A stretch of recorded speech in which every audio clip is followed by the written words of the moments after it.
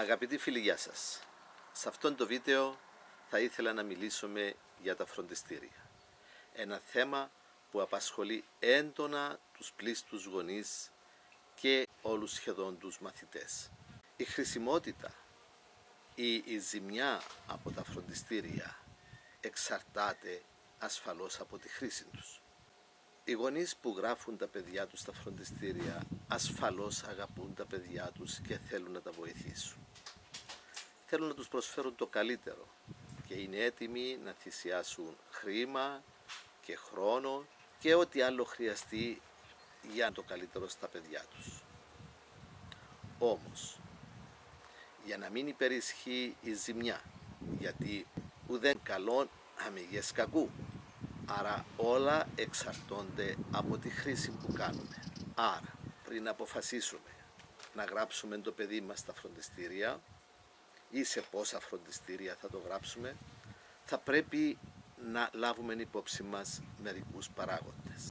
Πρώτα δεν πρέπει να ξεχνάμε ότι το 24ωρο έχει μόνο 24 ώρες. Το δεύτερο που πρέπει να θυμόμαστε είναι ότι στο παιδί μας θα μείνει μόνο αυτά που θα το παιδέψουν. Εάν φτάνουμε το παιδί μας στην τρίτη λυκείου και δυστυχώς δεν το έχουμε μάθει να μαθαίνει, το έχουμε μάθει να περιμένει έτοιμες λύσεις, πιστεύω ότι αποτύχαμε ή είμαστε κοντά στην αποτυχία. Θα πρέπει από πολύ νωρίς, να μάθουμε το παιδί μας να μελετά και να μαθαίνει από μόνο του. Για να μπορέσει όμως το παιδί να μελετήσει και από μόνο του, δηλαδή να προσπαθήσει και από μόνο του να δει τα παραδείγματα, να λύσει ασκήσεις, θα πρέπει να έχει χρόνο. Είναι βασικότατο να έχει χρόνο στη διάθεσή του. Πρώτα πρέπει να ξεκουραστεί και με όρεξη να κάτσει να μελετήσει. Δεν πρέπει να ξεχνάμε ότι το παιδί θα σηκώνεται από το πρωί να πάει σχολείο. Μέχρι να γυρίσει από το σχολείο να φάει το μεσημεριανό του, θα έχει φύγει το πρώτο οκτάωρο. Για μας τους μεγάλους ζητάμε έναν οκτάωρο για εργασία, έναν οκτάωρο για ξεκούραση και έναν οκτάωρο για ύπνο. Δεν πρέπει να ξεχνάμε ότι και το παιδί μας έχει τις ίδιες και μεγαλύτερες ανάγκες για ξεκούραση και ύπνο. Αυτό πρέπει να το λαμβάνουμε πάντα υπόψη. Σίγουρα κάποια φροντιστήρια είναι αναγκαία. Δεν θα διαφωνήσω ότι κάποια φροντιστήρια εντάσσονται στη ψυχαγωγία και ξεκούραση του παιδιού. Θα μου πείτε, ένα παιδί έχει δυσκολίες στα μαθηματικά και δεν μπορεί μόνο του να μελετήσει.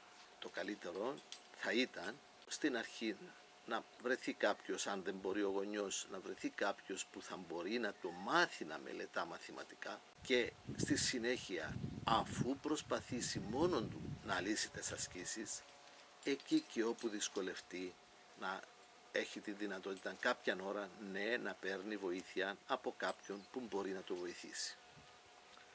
Αυτή είναι η περίπτωση που όντως θα έχει πραγματικά ουσιαστικό όφελος το παιδί από την εξωτερική βοήθεια. Προσωπική μου άποψη, τα πλήστα παιδιά μπορούν να αντέξουν 1 με 2 φροντιστήρια. Δηλαδή να τρέχουν 4 με 5 φορές την εβδομάδα σε φροντιστήρια. Από εκεί και πέρα πιστεύω ότι στα πλήστα παιδιά θα υπερισχύσει η ζημιά. Λυπάμαι που το λέω, αλλά αυτή είναι η δική μου άποψη.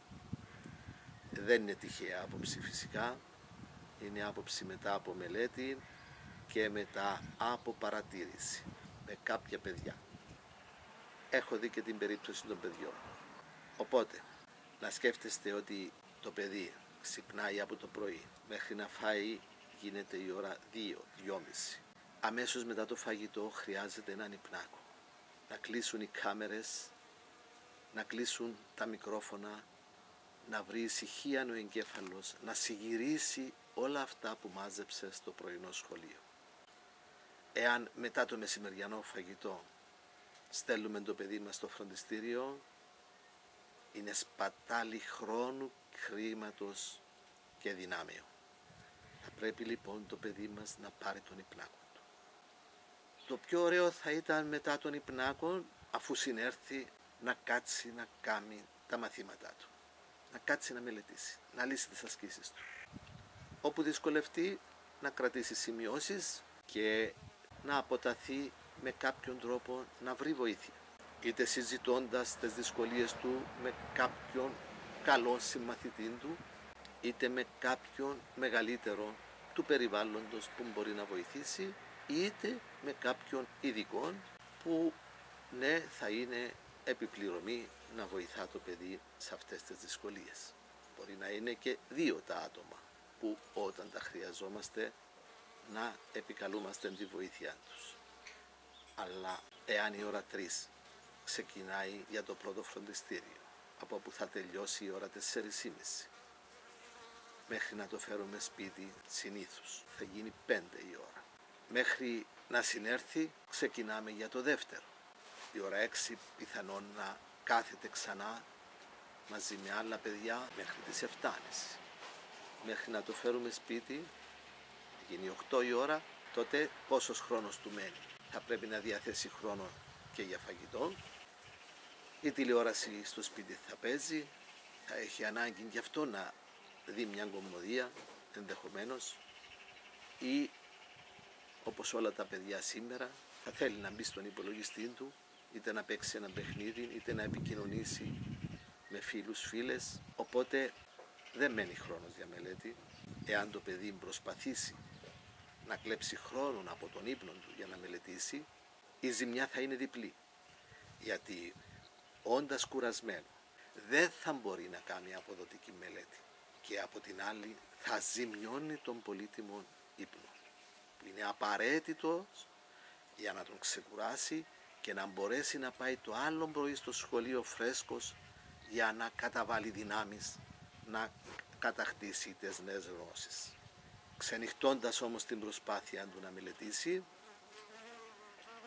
θα ζημιώσει τον ύπνο του και θα πάει το άλλο πρωί στο σχολείο χωρίς δυνάμεις, χωρίς δυνατότητα να ωφεληθεί από το πρωινό σχολείο.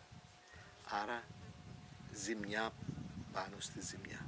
Σκεφτείτε τα όλα αυτά, μην ξεχνάτε το παν μέτρον άριστον για να έχετε το μέγιστο όφελος με την ελάχιστη ζημιά για το παιδί σας και για σας. Αυτά, ευχαριστώ πολύ, να είστε καλά.